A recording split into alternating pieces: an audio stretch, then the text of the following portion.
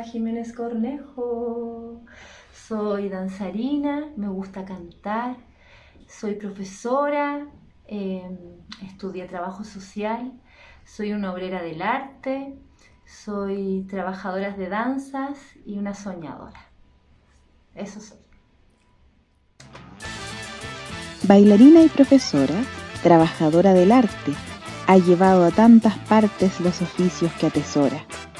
Esta tremenda cultora de las artes callejeras se entrega carnavalera al juego del movimiento, compartiendo el sentimiento de la danza que libera.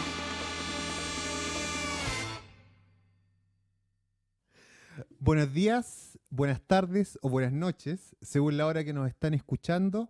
Estamos en un nuevo capítulo de Conversamos a la Gorra, este podcast que busca ahondar con actores, con cultores de la arte callejera, comunitaria y todo lo que está relacionado con ese mundo. Y hoy día vamos a conversar con Rosa Jiménez, a quien saludamos desde ya y le preguntamos de entrada cómo se definiría en su rol como cultora o artista callejera y popular. Rosa, te escuchamos. ¿Cómo me defino? ¿Mm? Bueno, creo que un concepto sería gestora, sí. Creo que bailarina, música y cantora autodidacta, porque llevo un tiempo ya con la comparsa Juan y Rosa tocando platillos, cantando. Carnavalera, sí, me defino como carnavalera. Eso sería como mis roles, así como desde el arte callejero. Entonces, mencionaste varios roles y una de las preguntas que siempre tenemos es cómo interactúan esos roles, cómo se hace esa cosa interdisciplinaria, cómo conviven estas distintas actividades que se hacen. Claro, mira, el primer concepto que dije fue de la gestión, ¿cierto? Uh-huh. De ser gestora. Y en ese sentido creo que tiene que ver también con, dentro de mi trayectoria y de mi relación con el espacio público como un espacio de escenario, de trabajo comunitario, artístico. Aparece, claro, pues como mi experiencia, por un lado, por el trabajo social, donde evidentemente me doy cuenta que la calle es un espacio público de encuentro, donde se pueden hacer muchas cosas, colonia urbana, bingo, rifa, ¿se entiende? Un escenario, el que el espacio público haya que gestionarlo, ¿cierto? Junto a otras personas para poder generar distintos escenarios que no sea solamente el tránsito vehicular y el tránsito de personas, sino que un espacio de encuentro. Entonces ahí yo siento que el tema de la gestión, de poder ser un ente comunicador de ideas, motivador de procesos, de visualizar qué necesito para lograr, ya sea, no sé, puedo instalar, hacer una colonia urbana, ya partiendo como de mi inicio, no sé, con otro, o ya cuando yo en los años 90 me involucro al movimiento carnavalero urbano santiaguino, claro, pues yo veo que también hay una escuela donde hay gente que está gestionando armar un carnaval, entonces me doy cuenta que para poder sostener estas actividades hay que tener una actitud de proactividad, ¿sí? Y de reconocer el contexto, cómo tú puedes ayudar a que los recursos de tu contexto, ya sean físico, pero también la disposición humana de ese contexto te permite, junto a otros, lograr la gestión de las cosas que tú deseas en tu territorio. ¿Ya? Eso es como un ámbito. Y claro, y cómo está, en mi caso, es una gestión que se ha ido vinculando a lo artístico, a lo carnavalero, y obviamente que el ser humano trabaja en grupo, tiene que generar valores de convivencia social, y entre más valores de comunidad y de conciencia del otro, más sentido y respeto frente al trabajo del grupo. Entonces, para mí lo comunitario siempre está presente, ¿sí? En distintos quizás dimensiones, pero hay comunidades más chiquititas y otras más grandes, ¿me entiendes? En la medida que uno va trabajando, uno tiene que generar procesos de desarrollo y de bienestar sociocomunitario, socioafectivo.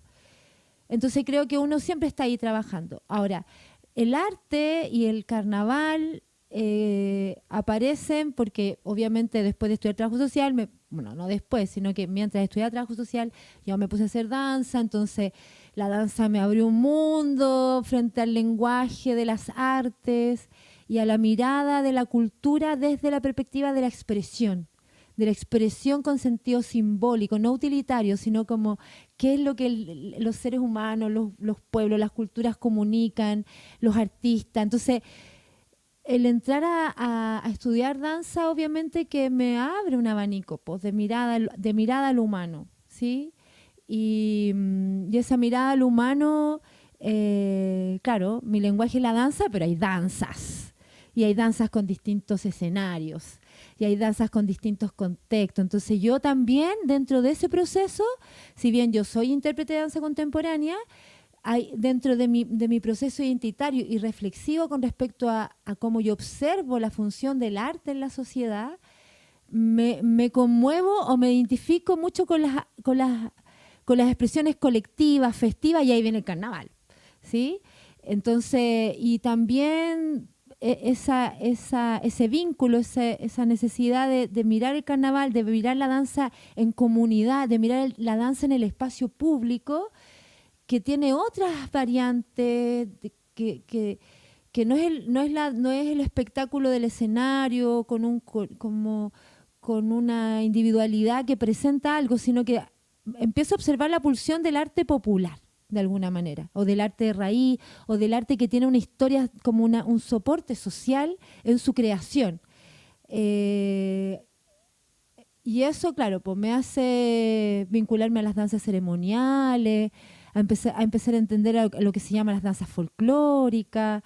Y bueno, y el carnaval aparece acá como una necesidad sociohistórica de los territorios más marginados, y siento también cómo, porque yo, si bien lo andino y lo afro, los andinos tienen una presencia antigua acá, ¿sí? El carnaval andino no se lo llevó la dictadura, la fiesta de la primavera sí se mermó, pero para mí yo creo que fue relevante la introducción de las batucadas, por lo menos dentro de mi experiencia, ¿ya? Anda contándome si es que... No, dale. Ya, si es que... Porque claro, tiene que ver porque con de la... hecho, porque, te queríamos preguntar, porque tú dijiste lo de los escenarios. O sea, hay varios escenarios en los cuales puede expresarse la danza, pero terminamos hablando del escenario callejero, carnavalero. Claro, Entonces, justamente nos interesa profundizar en eso. ¿Por qué ese escenario? ¿Por qué ese escenario? Ese contexto? Claro, entonces cuando yo te hablaba de cómo se empezaban a reunir estos como articular estos roles o estas pulsiones que habitan en uno, claro, pues yo en los años 90... uno se da cuenta que la calle, el espacio público, un ámbito político, un ámbito también de cotidianidad,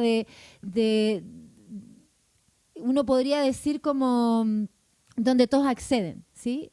Hay siempre calles que están más cercadas o calles que están señaladas por algún hito histórico o por el hito económico, ¿se entiende? Pero si es pública, yo puedo transitar en cualquier calle. ¿Ya? Entonces, ese potencial político y de que convivimos ahí, si bien en los años de la dictadura la calle tenía un componente político de marcha, para mí, dentro de mi generación, a finales de los 90 empezó a haber como un movimiento político, pero que empezaba a ser liberador, y ahí yo señalo esto como que tengo las primeras vivencias carnavalescas del espacio público, ¿sí? Previo a que empezara la transición. Pero piensa de un país que estaba súper reprimido, sin libertad de encontrarse, de libertad de expresión, con censura. Cuando empieza a ver esos años, uno de 14, 15 años, 16, era poderoso, pues, ¿cachai? 17 años, no sé, que a cuando el plebiscito, que a todas esas vivencias de concentración, de ver gente bailando en masividad, fue algo que me impactó. Y después en los 90 como que, bueno, como un bajón extraño, pero aparecieron otros elementos. Pues apareció, en mi caso, yo empecé a hacer danza afro, la batucada y el afro, bueno, ahí se potencian. Y bueno, y aparecen estos espacios de necesidad de articular el tejido social a través del arte. Y a mí me tocó estar en la Pincoya en los años 95, 96, 97.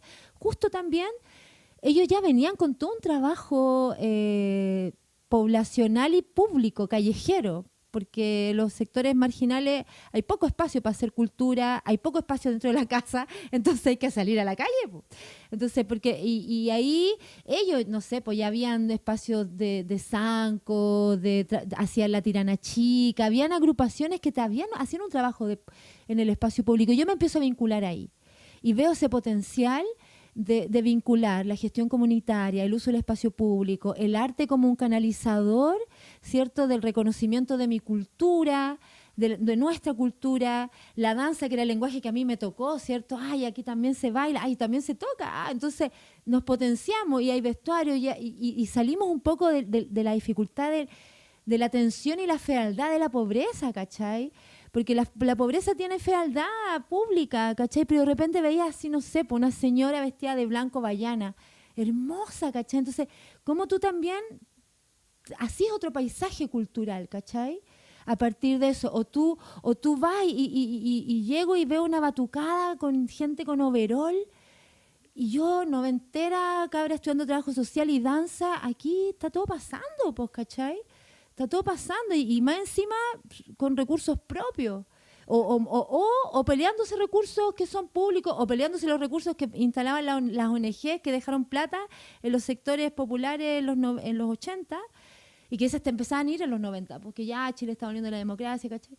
Entonces, claro, todas esas reflexiones y por otro lado yo hacía danza, seguía danza y también estaba teniendo la vivencia de la danza contemporánea, la danza del teatro.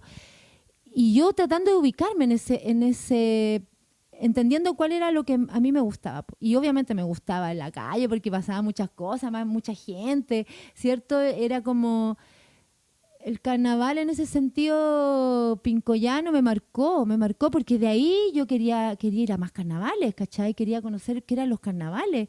Y bueno, que en mí, como yo era afro-batucá, tengo que ir a Brasil, ¿cachai? No sé. Me acuerdo que el 2003 fui bueno, yo ya a finales de los 2000 yo estaba terminando la escuela de danza.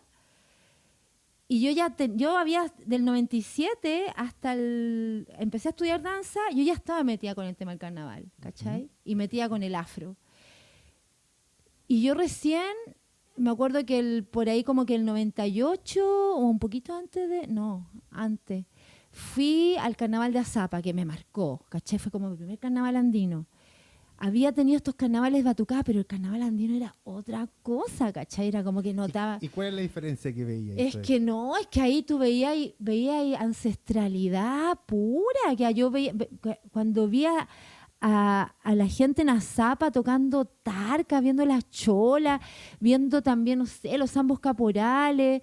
Veía una fuerza y tirándose agua y uno tratando de esconderse. Yo me acuerdo que yo fui sola, de repente seguía una comparsa y terminé en el convite de la comparsa, entendiendo lo que era el abuelo carnavalón. Entonces, la ritualidad, ¿cachai? Y bueno, y además el carnaval andino con toda la cosmovisión que tiene que ver la nata en ese momento.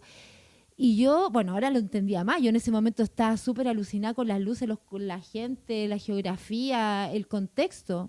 Todavía no profundizaba tanto el significado de todo lo que estaba pasando ahí. Carnaval de Azapa. Después, yo ya estaba con el rollo de la identidad, que yo quería estudiar, como lo social del arte, el cómo se va generando... También lo que te van contando que es tu folclore, ¿cachai? Entonces uno ahí viene a ver qué... y los pueblos originarios por otro lado, y como entendiendo tus raíces, porque claro, yo hacía afro, pero también me cuestionaba porque yo hacía afro, y afro-brasileño, empecé haciendo afro-brasileño. Y sigo haciendo afro-brasileño. ¿Fuiste a un carnaval en Brasil? Bueno, fui el 2004, que gracias por acordarme, fui el 2003 fui a la Tirana. Impacto mundial para mí la Tirana, poderoso, pero fiesta. Y el 2004 fui al carnaval de Salvador de Bahía. Impacto total. Era como tremenda fuerza. Ver, por ejemplo, a filos de Gandhi, La locura, que es como, claro, la belleza, lo sagrado y lo profano así al lado todo el rato. No, muy potente así esos viajes.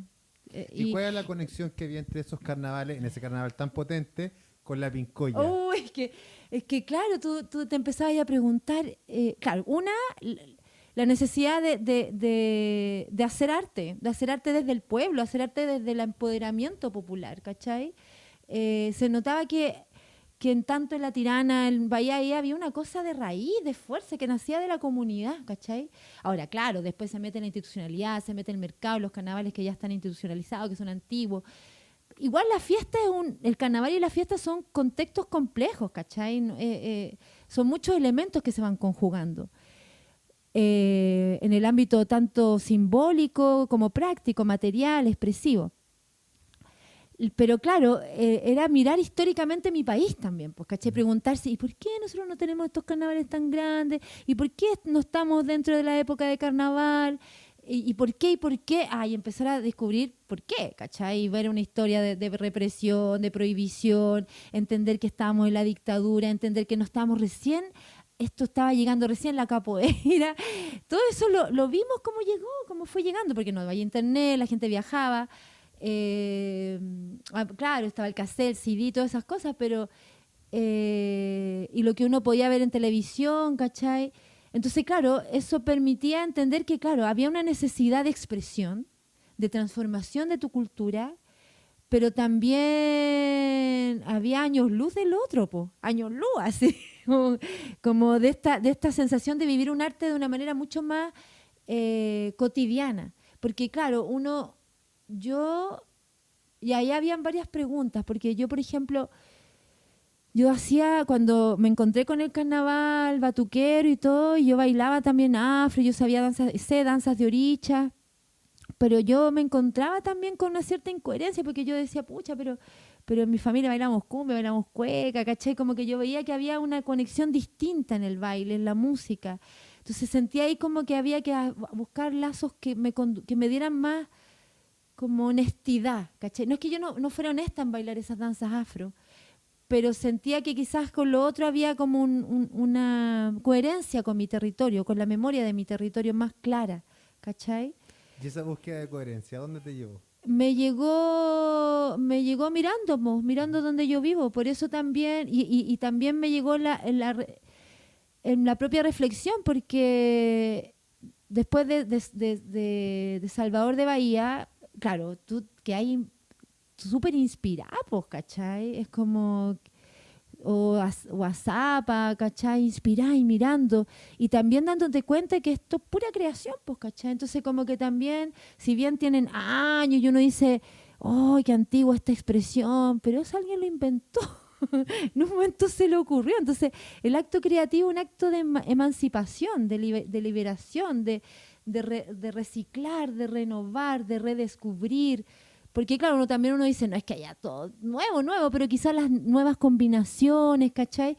Entonces, claro, por un lado era como saber mirar, remirar, e impulsarme también a la posibilidad de crear, ¿cachai? De decir, bueno, si aquí no se bailemos cumbia, pues bailemos cumbia, o bailemos cueca en comparsa, como esa sensación de que sí, pues se puede, ¿por qué no? ¿Cachai? Si también alguien en la fiesta de La Tirana de repente, ay, hagamos un baile de gitano, vistámonos de gitano, inventémoslo, ya, y se armó, ¿cachai? Y es una tremenda danza con una belleza, claro, su sentido es ceremonial, pero bueno, ahí hay una pulsión, ¿cachai? Ahora, acá, cuando te decía que me llevó a esa coherencia, es una coherencia que tiene que ver más con mi reflexión territorial y de mis orígenes culturales, ¿cachai? Porque hay miles de tipos de coherencia. Entonces, claro, ahí vino como un primer momento, cáchate, yo fui el 2004 a Salvador, y ese mismo año convoqué a armar una comparsa. Y en esa comparsa, que no tenía nombre, fue como, ya, armamos una comparsa. Y porque tenemos que prepararnos para ir a carnavales, que eran pocos, así, era Pincoya, San Antonio de Padua, pero nos fuimos a San Antonio de Padua, Mil Tambores, y estaba la Marcha de los Pueblos Originarios, que ya, yo era una de las primeras marchas que como empezaron en el 92 esas marchas, yo empecé a ir también, pues, y ahí fueron como las primeras en que yo empecé a observar danzas andinas, que eran las que yo veía también en la Pincoya, ¿cachai? Y después supe que era el mismo grupo que trabajaba en la Pincoya que iba a esas marchas. Todo está conectado, ¿cachai? Como Pero hablamos entonces de un Santiago que tenía pocos carnavales. Que en los contrasta- años 90, Claro. sí, pues. Y ahora, porque justo antes de la pandemia, veíamos un Santiago que tenía carnavales en muchas localidades, muchos territorios de la ciudad. Entonces te voy a preguntar que si nos puedes contar cómo has visto tú ese crecimiento o ese proceso. Yo creo que ha sido una necesidad el movimiento carnavalero santiaguino ha logrado movilizar corazones, corporalidades, sueños, ¿cachai? Como siento que ha sido una expresión que ha contagiado a otros, como un espacio de cohesión, un espacio de habitar mi territorio de otra manera, que no sea tan funcional, ¿cachai? Que sea lúdica, que sea expresiva, que ayuda a unificar distintas posibilidades, que convoca, que permite reafirmar lo que las comunidades quieren darle valor, no sé, un aniversario a la tierra o ritos que tengan que ver con los pueblos originarios, celebrar el solsticio, el equinoccio, Wiñol Tripantu, Inti Raymi, como distintos conceptos, incluso también, obviamente, demandas políticas, ¿cachai? Si bien, claro, nosotros no tenemos una tradición del carnaval europeo instalada desde su calendario litúrgico judeo-cristiano, ¿cachai? Que tiene que ver con antes de la Cuaresma, por lo menos en el centro, porque en el norte sí se mantiene y hay una cosa también media turística ahí para que se calcen todos los Con las carnavales. vacaciones, Claro. Claro, pero sí tenemos otros aspectos, ¿cachai? Como que también en nuestro territorio se celebran las cosechas, hay vendimia. El tema es que este como elemento conjugador de los carnavales donde tú ves danza, música, el formato comparsa, el juego de subvertir los poderes, el derroche de sensualidad.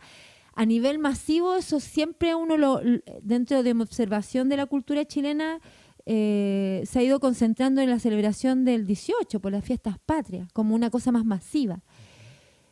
Entonces, bueno, yo siento que el movimiento carnavalero, volviendo a esta expansión que de los años 90, yo te decía, claro, el año 2004, nosotros con la comparsa íbamos a estos 3 carnavales, Mil Tambores, La Pincoya, San Antonio de Padua.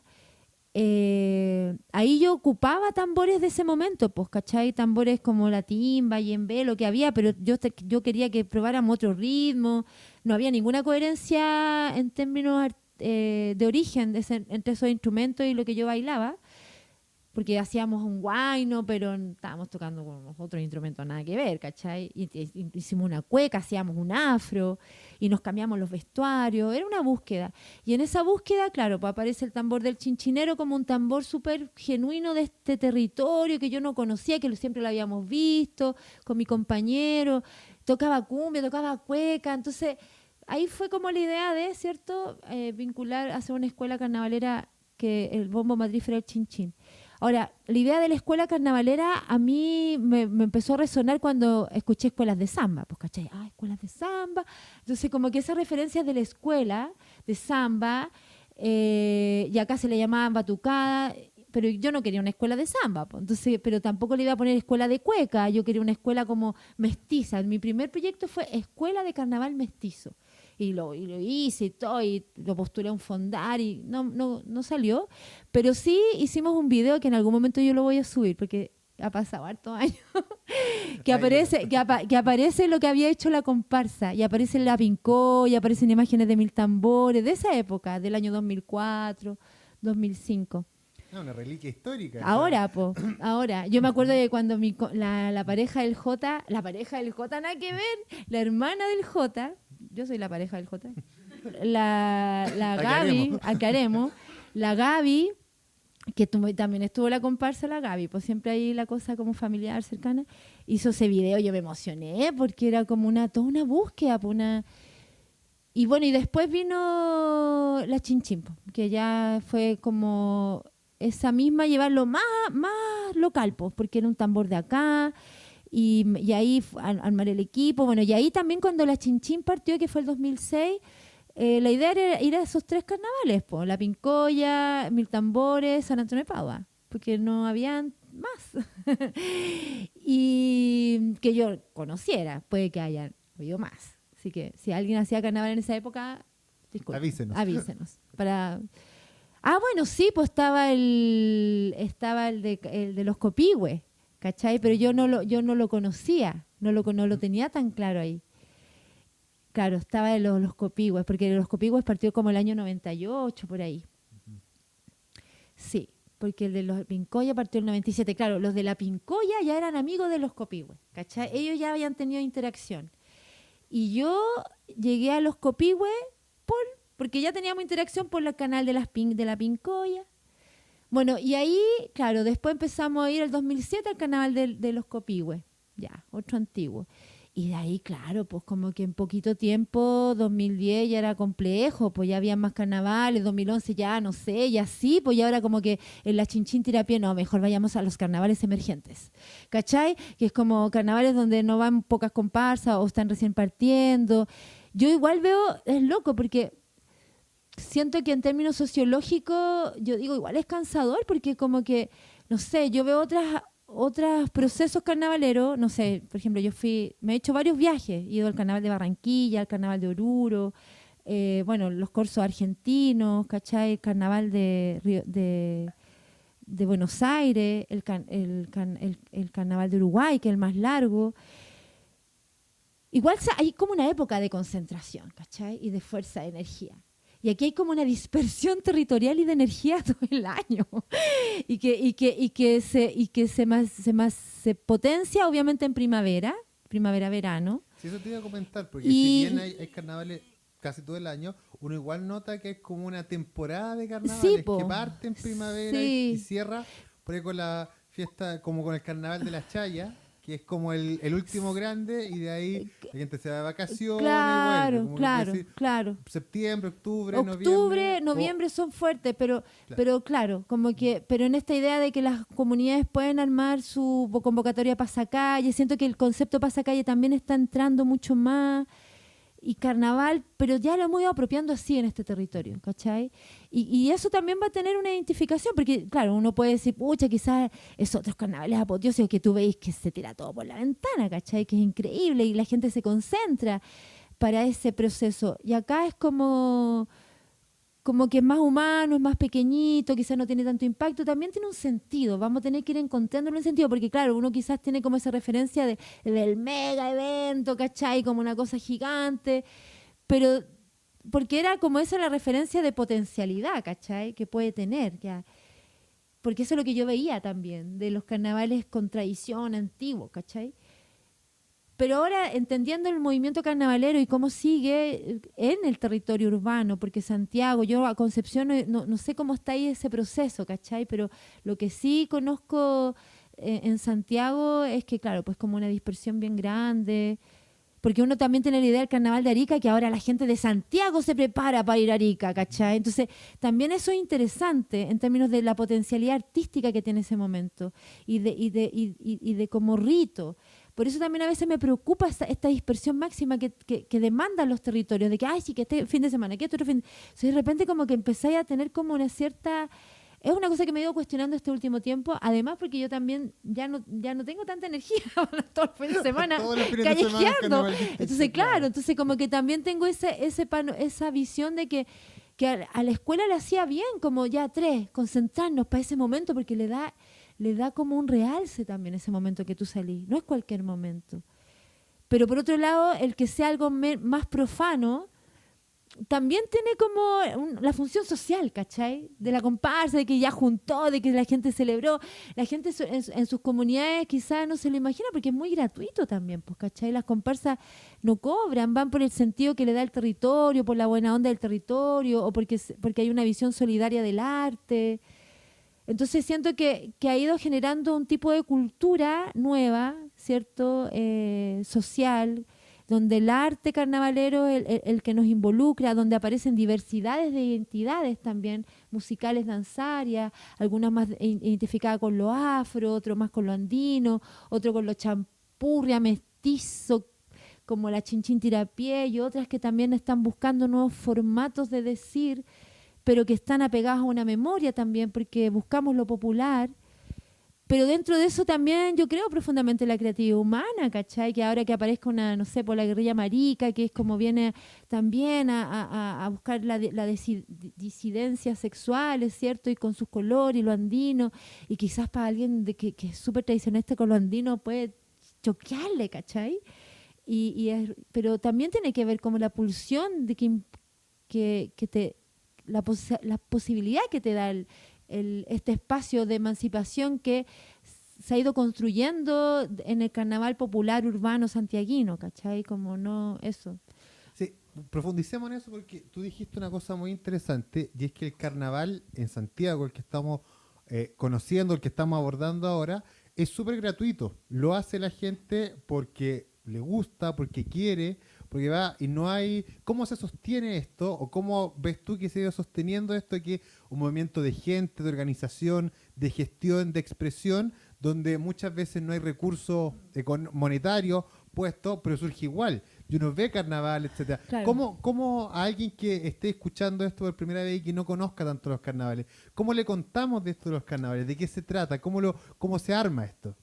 Se arma con un espíritu cooperativo, colaborativo, soñador,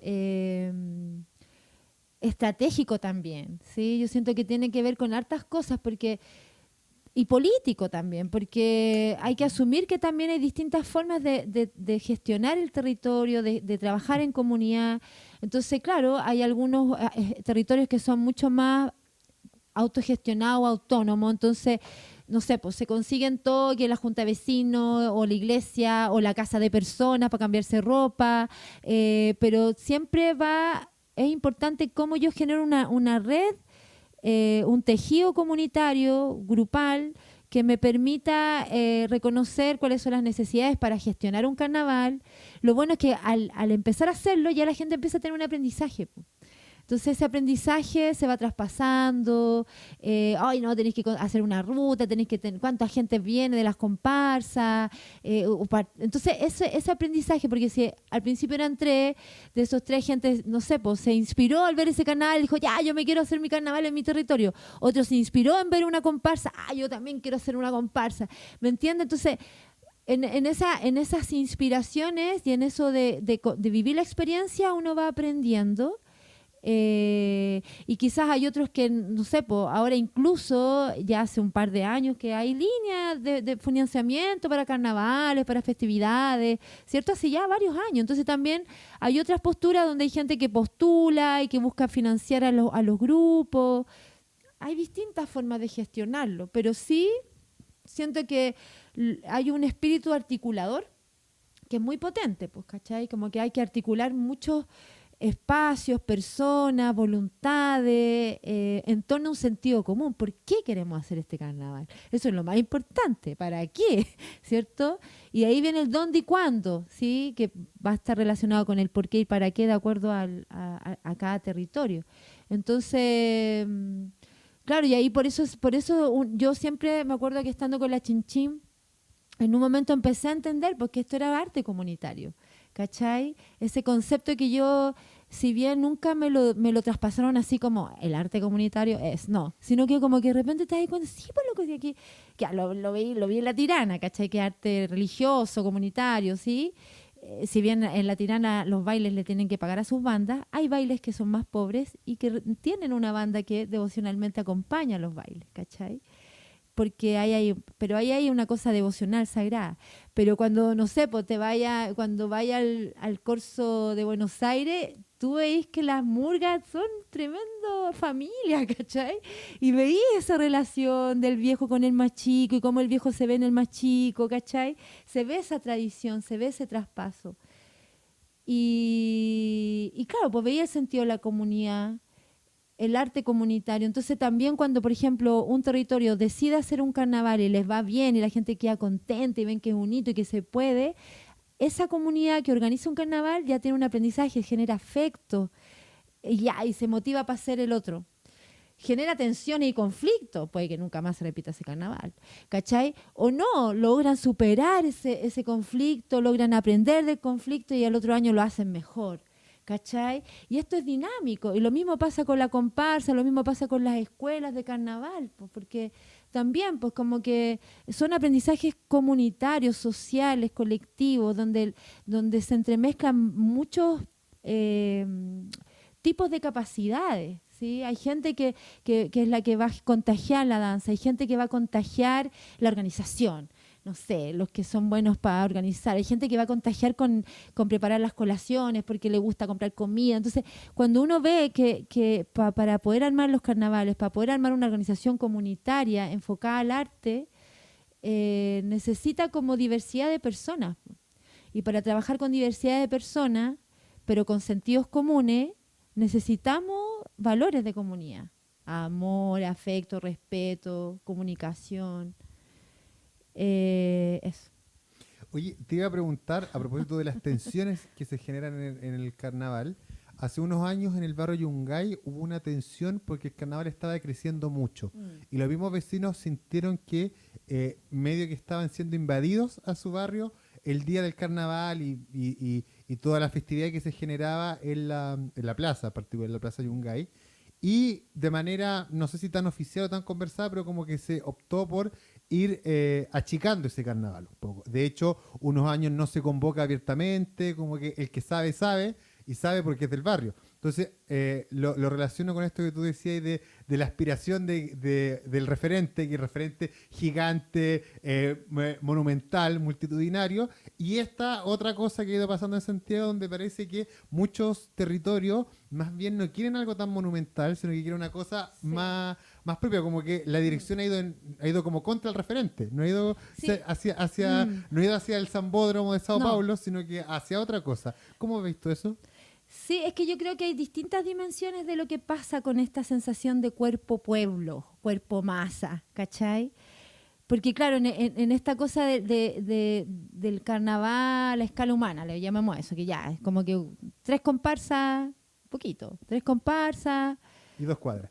No, ya súper chiquitito, pero escala humana, ¿cachai? Igual es más que tu familia, es más que solamente la gente de tu calle, vienen otros, o viene gente, se llena más, viene gente a mirar, se agranda el espacio, ¿cachai? Social y lúdico.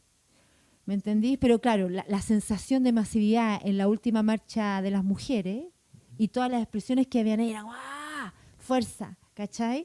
Entonces, esos niveles de fuerza de la expresión social, popular, artística y el nivel de cohesión que la música, ya es cuando, no sé, pues se cantó el derecho a vivir en paz con todas esas guitarras, ya ese ícono de unión, ¿cachai? Te genera un impacto así que cala. Por eso también está la otra referencia, ¿cierto? Yo creo que es dialogante de acuerdo a los territorios y a los contextos, ¿cachai? Que hay, no sé, porque cuando yo te hablaba de esta sensación de cuerpo-pueblo, cuerpo-masa, que somos todos parte de algo, claro, es maravilloso, ¿cachai? Cuando uno, no sé, pues en el Carnaval de Oruro y veí 1000 tinku, ¡ay! Tú lloráis, ¿cachai? Y tú bailando similar y haciendo las vueltas al mismo tiempo, lloráis, ¿cachai? Y ahí les une el sentido de la danza, el ritmo, su ancestralidad, claro, po. Y ahí hay un trabajo colectivo y también de una forma de trabajo colectivo que ya lleva años, ¿cachai? Y que tiene su falencia y su, no sé, yo nunca he estado en esas comparsas. Tendría que estar para poder decir mi visión. Pero dentro de mi proceso sui generis, donde no heredé esa visión de 1000 tincus, ¿cachai? Quizás ahora están llegando, porque están los salsimones sostienen una estructura así, son chorrocientos, porque son jerárquicos distintos. Pero como yo venía de otro proceso que tenía que ver con algo como también, y tiene que ver con mi formación también, política, también para mí era muy importante como esto de dar cabida a la participación, de conversar los procesos, ¿cachai? Y eso te da otras dinámicas también a escala humana, pues, ¿cachai? Entonces quizás el carnaval más pequeño te da esa posibilidad de conversar, pues cómo armar un territorio, que no sea algo tan impactante para que no se vaya llene de basura, para que no llegue tanto comercio, ¿cachai? Yo lo he ido también visualizando como un espacio como de pequeñas respiraciones de los territorios, ¿sí? Y si se quiere hacer algo gigante después de mucho tiempo, no sé, se hará porque habrá una necesidad, no sé, ¿cachai? No es una aspiración tampoco mía, sino que te estoy diciendo un poco desde la vivencia que uno tiene cuando he asistido de esos carnavales que son como tradicionales y son gigantes, que tienen muchos años, que también embellecen y que también generan también un dinamismo económico potente y de turismo. Pero no tengo como la claridad que va a qué es lo mejor. Yo creo que las dos cosas tienen su contexto, pero obviamente que yo lo que he vivido son los carnavales más a escala humana y eso es lo que está pasando ahora también, porque hay muchos carnavales simultáneos, pasacalle, eso. Rosa, hemos hablado harto de Santiago y del carnaval del cual tú has sido protagonista y testigo estos años, pero también queremos preguntarte de los viajes que has hecho con otro proyecto que es Comparsa Juan y Rosa. ¿Cómo has visto la comparación con lo que vives en Santiago en tus viajes a otros lugares? ¿Cómo se da el arte callejero Sí. o qué puntos de interés te han planteado esos viajes? Bueno, primero de señalar y agradecer la tradición del chinchinero, porque la comparsa Juan y Rosa ni la Chinchín Tirapié no existirían si es que no hubiera habido una persona, una mujer que se haya tenido la valentía de tocar ese bombo en la espalda y haber bailado y en la calle pidiendo monedas para vivir. Ya, yo creo que ahí hay una esencia de un oficio, ¿sí? Que es artístico y es por excelencia la calle, el lugar de trabajo, ¿ya? Entonces, claro, como que dentro de de la forma de incorporar el bombo chinchinero a este formato de escuela carnavalera fue algo que lo renovó, ¿cierto? Porque estaba acostumbrado a estar con un organillo y aquí se adornó con bandas, se adornó con música y eso. Y la comparsa Juan y Rosa fue como en el año 2012 con mi compañero, fue como recoger ese espíritu callejero del chinchinero trabajador, ¿cierto? Y yo, bailarina, cantora autodidacta, tirarme con él también, ¿cachai? Como a juntar estas dos necesidades de viajar, de hacer un oficio callejero y artístico, y obviamente darme cuenta que ahí hay toda una apuesta también pues, del arte, ¿cierto? Está el teatro callejero, están los mimos que trabajan en la calle, están las personas que hacen caricatura y venden su caricatura y están ahí haciendo el paisaje. Está la gente que hace circo en la calle. Entonces, claro, volvemos a este escenario público, ¿cierto? Este escenario que irrumpe, este escenario que se toma el espacio, que puede molestar o que puede gustar y que de alguna manera, y bueno, y que también en este caso es gratuito porque el que quiere te da moneda y el que quiere no, pero uno sabe que está en ese juego, ¿ya? Y claro, pues entonces nosotros con Juan nos fuimos de viaje 6 meses y partimos en Colombia, en el Caribe, en Barranquilla, y nada, pues como que uno también se da cuenta que la gente, por un lado, está este espacio del músico callejero, ¿cachai? Y bueno, y cuando son personas que somos de otro lugar y que tenemos otro instrumento, obviamente que llama la atención, preguntan, y te vas encontrando en la ruta, que el arte en la calle es una señal y como estás mandando una señal, te permite vincularte con otros artistas, te permite también, no sé, porque un chileno, ¡ay, el chinchino, la cueca! ¡Oh, qué raro que están bailando! ¿De dónde es ese instrumento? ¿Cachai? Te permite una interacción interesante también, pues dinámica. Y, no sé, pues en Barranquilla también me acuerdo que íbamos a un lugar a tocar y había también había como varias agrupaciones de músicos que estaban ahí, esperando también para, no sé, pues para hacer sus cancheos en otro lugar, ¿cachai? Como esa sensación también de un arte que está como funcional a lo social, ¿sí? Y que la sociedad también lo está considerando también, porque es como, pasa mucho aquí en los 18 de septiembre, para esa época que se contratan más músicos, ¿cachai? Bueno, una cosa así también. Y lo otro que también uno se va encontrando, como yo no me dedico al arte callejero de manera constante, ¿cachai? Porque no sé, pues si uno se pregunta aquí los chinchineros cómo se dividen las calles, o gente que hace intervenciones de mimo, cuál es mi esquina, en qué horario. Ahí hay una cosa también como de regulación, de conversación. ¿Ya? Yo en mi caso, en ese viaje, me daba cuenta que habían esquinas más difíciles para tocar, si es que era gente, espacios más turísticos, donde a todos nos podía costar, tanto extranjeros como no, porque eran espacios reservados de poder, ¿sí? Que no era fácil pedir plata. Otros no, pues otros que eran los populares, los que los teníamos que compartir, o la misma gente te va diciendo, oye, esa esquina es buena, vaya para allá, o los mismos artistas que se van como conociendo y que son buena onda, también, pues, tú primero, después yo, sí, esas cosas que también van pasando. Y que esa complicidad. Sí, pues, sobre todo los viajes, porque también en los viajes te vas llegando a lugares turísticos y nosotros recorrimos desde Barranquilla hasta Guatemala. Entonces,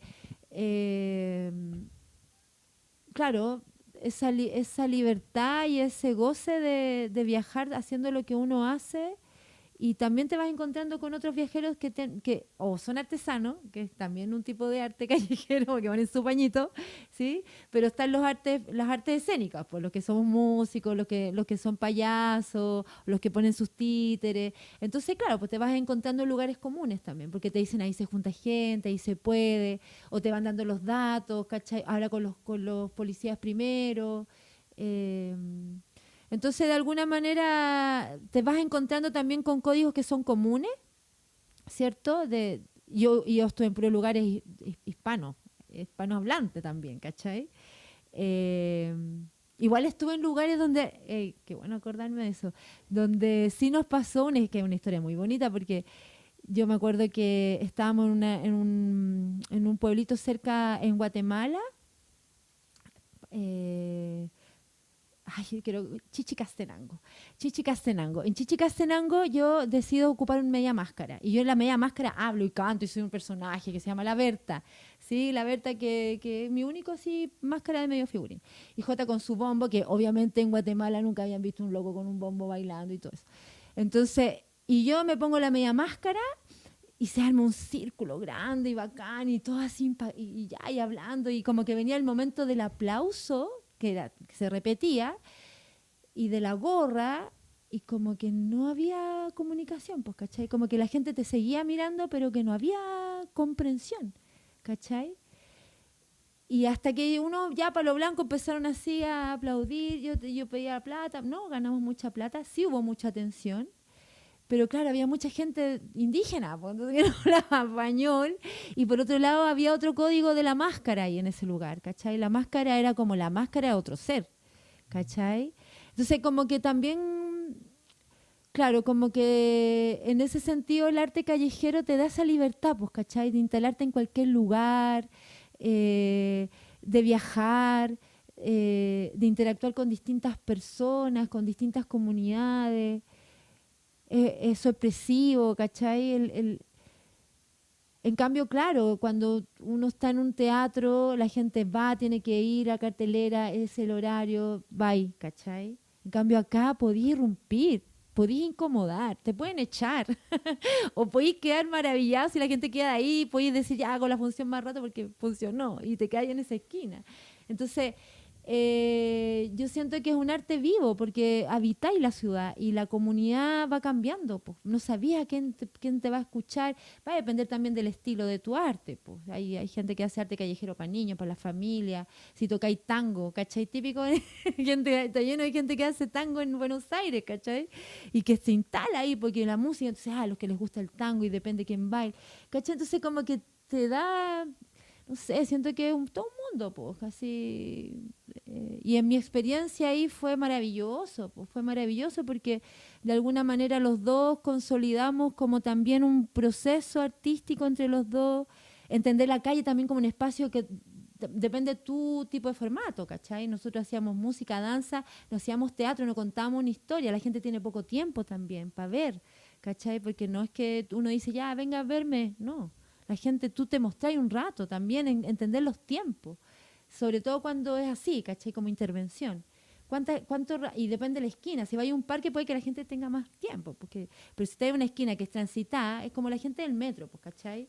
Que los callejeros, la gente que hace arte en el metro también ahí tienen que cachar. Uno como que lo escucha y se lo escuchó como los 10 segundos que pasó y se les gustó, justo podéis poner la moneda. O si es un instrumento que es raro, que, oye, este loco está tocando un contrabajo. ¿Cachai? Sí, ay, loco, no sé. Todas esas cositas, ¿cachai? Como que uno siente que también tiene que ir evaluando. Y lo mismo me imagino la gente que hace semáforo, pues, ¿cachai? ¿Cuánto dura el minuto del semáforo? ¿Cuál es el truco que voy a hacer en ese minuto? ¿Cachai? ¿Con qué voy a sorprender? Entonces, el contexto, mi arte, la cultura de esa comunidad donde yo estoy interviniendo, van a ser el dinamismo también de tu expresión. A pesar, claro, y la conexión también. Eso, más o menos.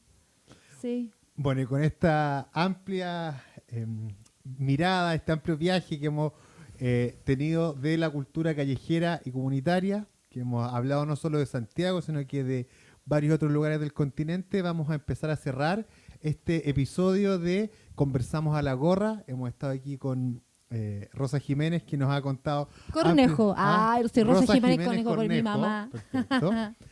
Que nos ha contado ampliamente su experiencia. Así que, Rosa, para terminar, te queremos dar el micrófono y pedirte unas palabras al cierre, después de toda esta conversación que hemos tenido. ¿Con qué te gustaría cerrar este podcast que hemos desarrollado durante todos estos minutos? Así que la palabra está abierta y quedamos atentos a lo que nos puedas decir. Que puede ser la parte más difícil, pero te escuchamos. No, bueno, yo primero agradecer el ímpetu, las ganas de ustedes, ¿cierto? De juntar sus intereses, sus voluntades, sus recursos para poder generar estos espacios pues, de conversación, de memoria, de experiencia, que también se convierten en espacios para traspasar. Como agradecerles a ustedes esta iniciativa.